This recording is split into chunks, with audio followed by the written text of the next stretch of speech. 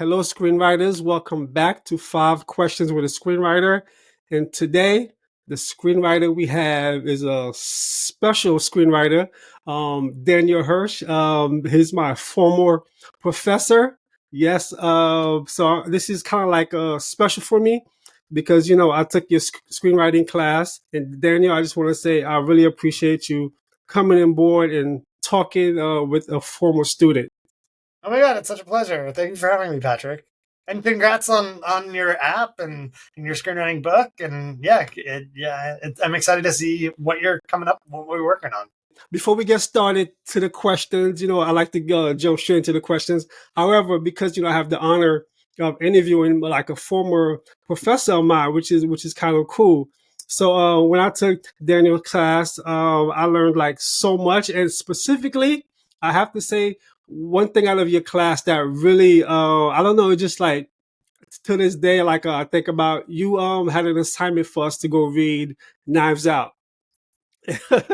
I remember this. I was like, okay, 'cause I've never seen the film, right? And then I've heard about it, and then I said, okay, I got this assignment. I have to do it. I have to say, reading that screenplay, I'm like, oh, I had no idea how so well crafted that it was. So I want to thank you so much for introducing me to the incredible screenplay of Knives Out. And I'm curious, like, what made you choose that? Uh, for the class? I think I wanted to show you all something that was contemporary or like a recent screenplay.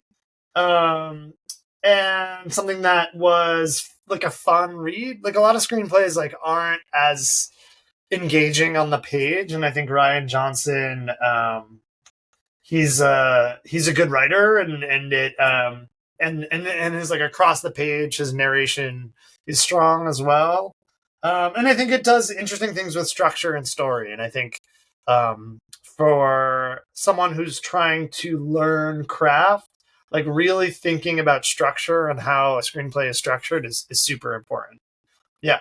So And then besides Knives Out, obviously, there was a whole ton of other lessons that you had in the class. I definitely have to say, I'm not just saying this because you're here in front of me, but your class like took my screenwriting to a whole nother level, and I wanted to thank you for this. well, I'm so glad to hear. I'm glad. It's really nice to know that me like rambling on made uh, unlocked anything for you about screenwriting or craft. So, All right, cool. All right, let's get into the questions. All right, the first question I have for you: what are three screenplays every new writer should read, in your opinion? oh my gosh, I should have come a little bit prepared. I mean, I think I have like a dodge for that question, and maybe as I'm talking about it, I'll come around to three.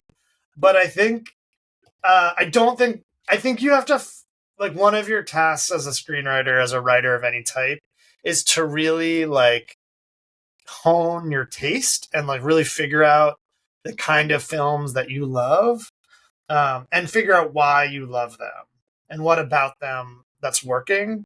So with that said, I think those three screenplays are probably going to be really different for everybody. Um, for me, it's also really dependent on the project. Like, I feel like I one thing I do when I'm working on a screenplay is um, I think of comps, but not just comps, like screenplays that have some sort of sibling or cousins of like the thing I'm working on.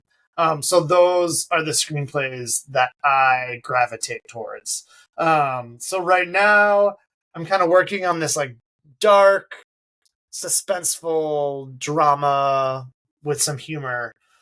So I'm reading the like screenplay I have like open on my desktop right now actually is Little Children by Todd Fields and Tom Perrotta.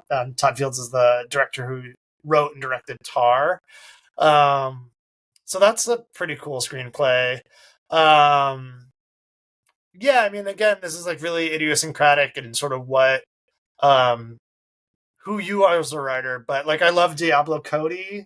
I Hmm. think Juno is a great screenplay to read, because it's just like it's such a fun read, um, and she does characters so well.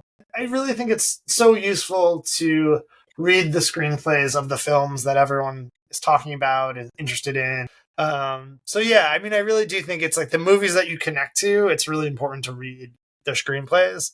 But I'm gonna say Devil Wears Prada. Everyone should read that one, no matter Yes. what your taste is. Yes, yes, and I make it a goal every year.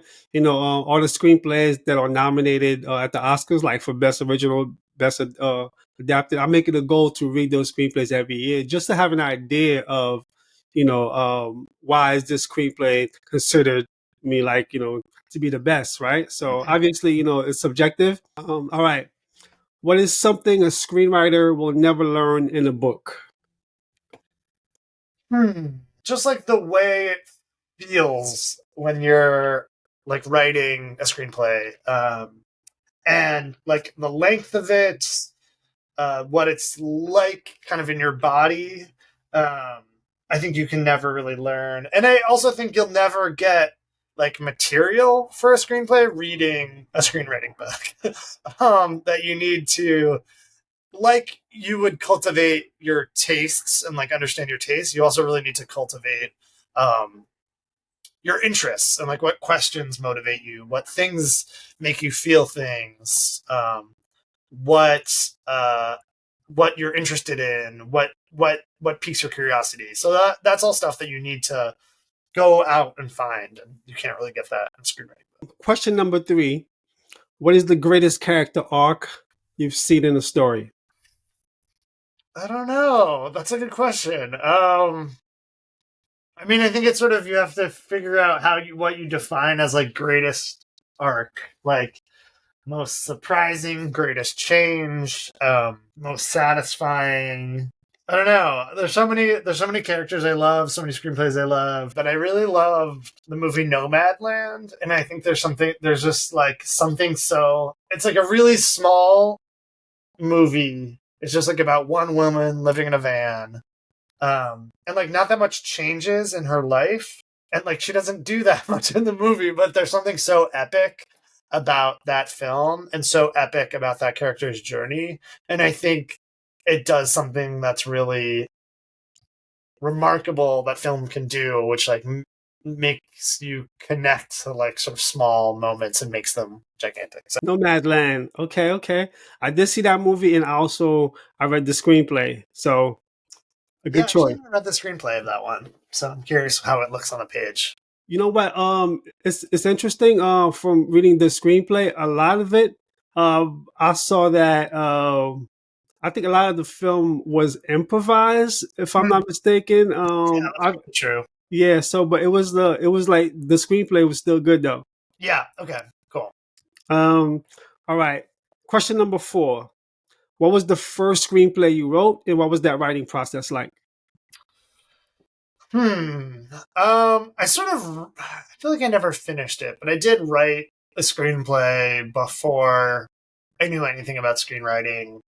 Um, that was just like about friends in a house. It's like a friends in a house movie and having drama. Um, but I don't think I ever finished it. And the process was like really, I think it's if you don't if you haven't read any screenplays, if you haven't looked at a screenplay, if you haven't studied it just a little bit, it really like starting to write a screenplay is like starting to write in a language you don't know. Um, so I think I really needed to know the language a little bit before I could um, figure out how to tell story in this medium. So yeah, I think like when I went to grad school, I went to a dramatic writing program at Carnegie Mellon that was a mix of playwriting and screenwriting. Um, and yeah, like I started writing once I learned some screenwriting and I started writing some shorts. Um, and I think the thing you learn first if you have a good teacher is, oh, like screenwriting is a medium of economy. Like you try to tell your stories in the most like economic way possible. Um, so that I think is like the first lesson I remember like really learning about screenwriting. That don't use 10 words when you can use 3. Like every scene has to have a reason for existing. So yeah. Question number 5. You get to plan and go on a non-romantic date or hang out with your current main character that you're writing. What does that date look like? In the feature I'm writing now, like my main character is sort of deeply flawed, but he seems like a cool guy, so that wouldn't be terrible. Yeah, I mean, I think he knows like really cool spots to go eat some like really delicious food. He's an artist, so we'd probably go maybe to like his friend's gallery show. He does kind of have a drug problem, so that like might be part of the night. But he would know some like cool parties to go to. So yeah. So, being that he's a flawed character, are you worried about um, the, the hangout would be a disaster? Um, yeah, but kind of like a fun disaster. Like I think it'd be kind of messy and Got it. thing. Yeah, Get into some mayhem. yeah, Um, so, with that being said, are you writing anything at the moment? yeah. I'm working on a brand new sort of suspense drama. And then I also am finishing up a comedic high school thriller that I've been describing like Heartstoppers with murder. So it's a teen romance, and one of the people in the romance may or may not be a psycho killer. So it's been fun to work on. And then, what's like a current TV show or film that you've seen recently that you would recommend to our viewers? It's not that recent. It's maybe like over a year old at this point, but I love the Australian show Deadlock. Deadlock. It's really good. It's a kind of a comedic murder show. So it's like Mayor of Easttown, but funny. Got you. Okay. All right. This has been 5 questions with Daniel Hirsch. Daniel, thank you so much. I really appreciate you coming on board and answering these screenwriting questions for us. And then, before I let you go, is there anything else that you would like to share with our viewers? No, they can find me. I'm on Instagram. You can follow me at Daniel Jayhirsch. And yeah, and then I'm always interested in meeting emerging writers, and if someone is looking for sort of a private consultation on their screenplay, like I'd love to talk. So yeah, get in touch. And then the last thing I want to share, that's something you did that was amazing. I don't mean to put you on the spot here, but Yeah. forgive me. But you did do like a bike from San Francisco to LA, if I'm not mistaken, like a couple of years ago, to raise like awareness for the LA LGBTQ community. So I would love to know, what got you to get involved with that, and then just, I mean, it sounds insane biking from San Francisco to LA. So I'd love to hear more about that. Doing again this June, actually. So if you visit my Instagram page, I should put up a link, but you can donate to my ride. So yeah, it's actually a fundraiser. I'll put a link for you. Okay, great. Yeah. It's a fundraiser for the LA LGBT Center and the San Francisco AIDS Foundation. It's called AIDS Life Cycle. It's been a charitable ride that goes from San Francisco to LA for the last 30 years. And it raises money for research and services for people living with HIV. So yeah, that includes a whole range of things. So that includes like housing support for unhoused folks, senior services for elderly members of our community, sexual health and wellness clinic. So yeah, these organizations do a lot of work in the community. I've known about AIDS Life Cycle for years. It's something that's like 30 years old. I had a friend who did it maybe like 15 years ago. So it's always kind of been on my bucket list. And then I was getting into cycling, kind of needed like a thing to get me out of the house as like COVID was waning and it was like feasible to leave the house. And I'm so glad I did it. It's so great. It's a great organization, a great activity. And I mean, I think for screenwriters, it's also just I think it's so useful as a screenwriter to do things that are take a really long time and like push you past the limits of what you think is possible, because this craft like takes a really long time. It takes like it is a marathon, not a sprint. Yes. Writing a screenplay, polishing a screenplay, making the screenplay good, getting it out into the world. So um, yeah, so it was great. If anyone's a cyclist out there and wants to do an epic bike ride for a good cause, you should sign up for Aids Life Cycle.